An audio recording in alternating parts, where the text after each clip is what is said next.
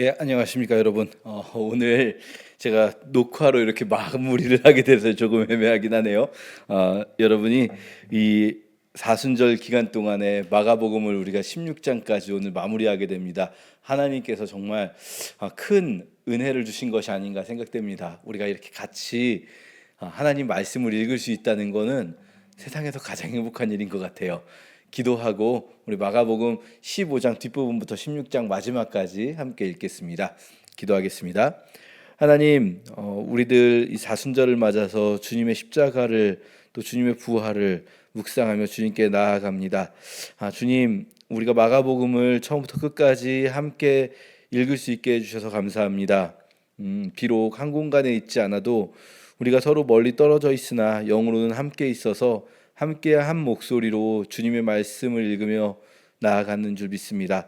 오늘 마지막 시간인데요, 주님, 우리 각 사람에게 주시는 은혜를 잘 갈무리하고 우리 심령에 새겨 넣는 시간 되게 해주세요. 감사하며 예수님의 이름으로 기도합니다. 아멘. 마가복음 15장 뒷부분 먼저 읽겠습니다. 이날은 준비일 곧 안식일 전날이므로 저물었을 때 아리마대 사람 요셉이 와서 당돌이 빌라도에게 들어가 예수의 시체를 달라 하니 이 사람은 존경받는 공회원이요 하나님의 나라를 기다리는 자라. 빌라도는 예수께서 벌써 죽었을까 하고 이상히 여겨 백부장을 불러 죽은 지 오래냐 묻고 백부장에게 알아본 후에 요셉에게 시체를 내주는지라.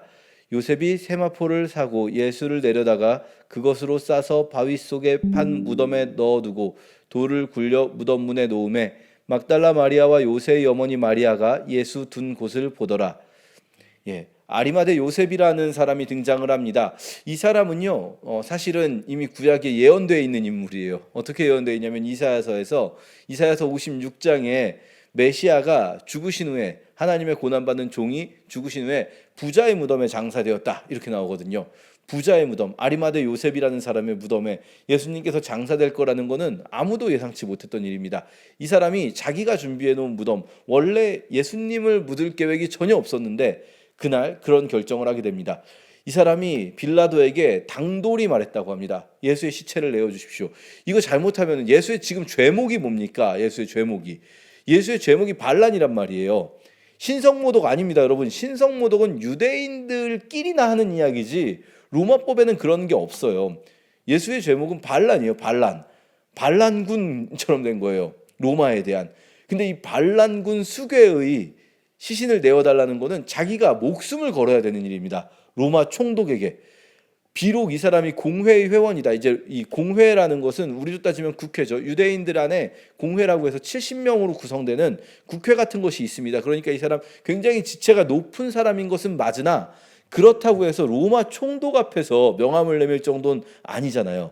그런데 정말 이 사람 나름대로 자신이 위기에 빠질 것을 감수하고, 어떻게 보면 공회 회원이기 때문에 더더욱 이것이 자칫 정치적으로 비추어질 수 있는 것도 감수하고 예수의 시체를 내어달라 한 거죠. 빌라도는 사실 그런데 이제 크게 이 상황에서 좀 자기는 많이 인볼브되고 싶지 않아요. 그렇죠? 그래서 빌라도는 예수님에게 사형을 언도할 때에도 손을 씻고 나는 이 문제하고 관계없다, 니네들끼리 하는 일이다 이렇게 이야기할 정도잖아요.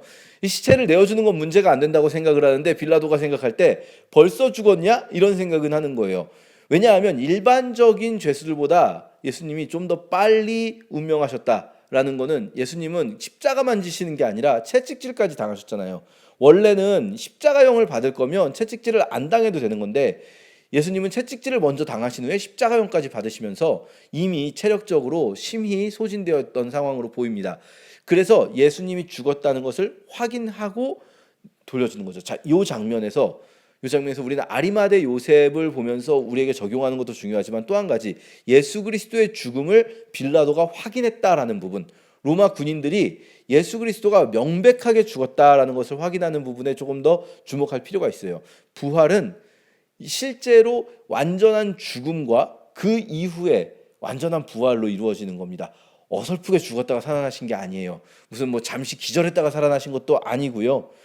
우리에게 부활에 대해서 우리가 새 생명의 삶 가운데로 나아가는 것을 생각한다면 새로운 삶, 부활의 삶을 나아가려면 어디부터 가야 됩니까? 먼저 완전히 죽는 것부터 가야 돼요. 완전히 죽어야 됩니다. 우리가 살아있으면 우리는 부활에 참여할 수 없어요. 그렇죠. 우리 새로운 삶을 이제 나아가야 되지 않겠습니까? 우리 계속해서 마지막 16장 읽겠습니다. 안식일이 지남에 막달라 마리아와 야고보의 어머니 마리아와 또 살로메가 가서 예수께 바르기 위하여 향품을 사두었다가 안식 후 첫날 매우 일찍이 해 돋을 때에 그 무덤으로 가며 서로 말하되 누가 우리를 위하여 무덤 문에서 돌을 굴려주리오 하더니 눈을 들어본즉 벌써 돌이 굴려져 있는데 그 돌이 심히 크더라. 무덤에 들어가서 흰 옷을 입은 한 청년이 우편에 앉은 것을 보고 놀라매 청년이 이르되 놀라지 말라. 너희가 십자가에 못 박히신 나사렛 예수를 찾는구나. 그가 살아나셨고 여기 계시지 아니하니라. 보라 그를 두었던 곳이니라. 가서 그의 제자들과 베드로에게 이르기를 예수께서 너희보다 먼저 갈릴리로 가시나니 전에 너희에게 말씀하신 대로 너희가 거기서 배우리라 하라 하는지라.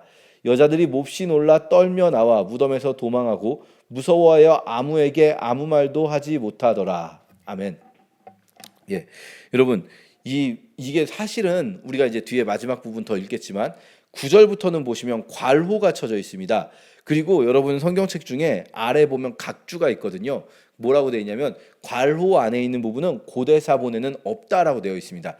무슨 말인가 하면 마가복음이 여기서 끝나는 거예요. 이상하게 끝나지 않습니까? 예수님의 부활이 나오지 않고요. 이 여성 제자들이 예수님의 부활을 이야기로 들었을 때 기뻐하기보다는 두려워하고 이해하지 못하는 상태로 끝나버려요. 그래서 많은 경우에 이제 이 9절부터 있는 것은 고대 사본에는 없는데 후대의 사본에 있는 걸 보고 우리가 추측하기로 고대 사본에 이 뒷부분이 뭔가가 있었다가 소실되었다라고 추정되어서 이 후대에 이거 원래 있어야 되는데 이상하게 끝난다. 내용이 매짐이 안 되잖아요. 놀라면서 끝나버리는 거예요. 여러분 영화를 봤는데 영화가 뭔가 이렇게 해피엔딩으로 다 마무리가 되고 끝나야 되는데 무슨 열린 결말도 아니고 제자들이 그냥 놀라고 무서워하면서 끝나버리는 이 상황이 이상하니까 원래 있었는데 소실됐겠구나라고 추측해서 그래서 나머지 뒷부분은 누가복음을 요약해서 넣은 것으로 보입니다. 그리고 오랫동안 실제로 이 뒤에 9절 이하의 부분이 비록 이거는 후대 사본에 있는 거지만 어쨌든 원래 원본에도 이런 비슷한 내용이 있었을 것이다라고 추정이 되었었어요. 그런데 사실 현대의 많은 성경을 읽으시는 분들은 그렇게 보기보다는 원래 원본 자체가 고대의 원본 자체가 8절에서 끝나는 게 맞는 것 같다 생각을 합니다. 왜냐? 이게 이상하긴 이상한데 마가복음 전체의 맥락에 비추어 볼 땐 이상하지 않은 거예요. 왜냐? 마가복음 전체의 맥락에서 중요한 건 제자들이 항상 이해를 못하고 두려워하고 있는 상태. 이거를 마가복음은 굉장히 강조한단 말이죠. 제자들을 뭘 이해를 잘 못하는 사람들로 만들어 버렸어요. 근데 이게 다른 사람이 말하면 이게 제자들을 무시하는 게 되는데 이 마가복음 누구의 말이라고 말씀드렸죠? 베드로의 말이죠. 제자들 스스로 우리가 그때 그랬다라는 말을 하고 있는 거예요. 우리가 그때 그랬다. 우리 중 누구도 다르지 않았다. 뭐 예를 들면은 베드로 나는 이해 못했지만 요한은 뭐 이해를 했다거나 아니면 남성 제자들은 이해를 못했지만 여성 제자들은 이해를 했다거나 그게 아니라 우리가 사실은 요 마지막 부분만 안 읽으면 그래도 여성 제자들은 끝까지 따라갔네. 여자들이 훨씬 낫네. 여자들은 그래도 진짜 제자답게 했네. 이렇게 생각할 수 있는데 여성 제자들도 두려워하고 놀라고 이해 못하기는 마찬가지였다라는 거예요. 우리 모두 다 그랬었다라는 거죠. 우리 모두 다 그랬었다. 그걸 누구에게 말해주는 겁니까? 후대의 독자들에게, 우리들에게. 후대의 우리들에게 우리도 그랬어. 너희가 믿음이 없고 하나님 뜻을 이해하지 못하는 것 같고 하나님께서 너희에게 주시는 어떤 사명의 길을 감당하려고 할 때 두려움과 공포에 휩싸이는 것이 너희의 연약함이라서 너희는 나는 정말 제자가 아닌가 보다 이렇게 생각할 수도 있지만 아니야, 우리도 그랬었어.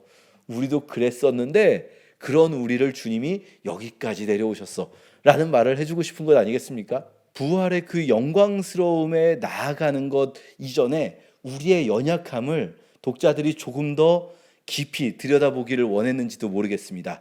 그것을 인정할 때 우리가 정말로 우리가 죽고 완전히 죽고 부활로 나아갈 수 있잖아요.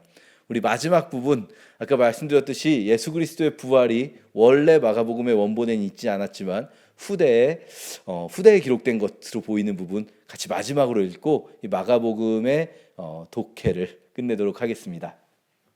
예수께서 안식 후 첫날 이른 아침에 살아나신 후 전에 7 귀신을 쫓아내어 주신 막달라 마리아에게 먼저 보이시니 마리아가 가서 예수와 함께하던 사람들이 슬퍼하며 울고 있는 중에 이 일을 알림해 그들은 예수께서 살아나셨다는 것과 마리아에게 보이셨다는 것을 듣고도 믿지 아니하니라.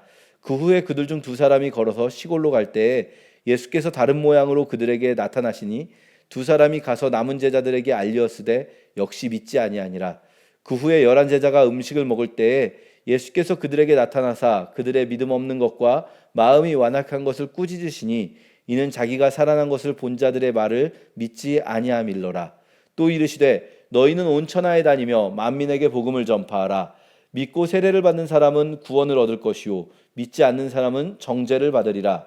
믿는 자들에게는 이런 표적이 따르리니 곧 그들이 내 이름으로 귀신을 쫓아내며 새 방언을 말하며 뱀을 집어 올리며 무슨 독을 마실지라도 해를 받지 아니하며 병든 사람에게 손을 얹은즉 나으리라 하시더라. 주 예수께서 말씀을 마치신 후에 하늘로 올려지사 하나님 우편에 앉으시니라.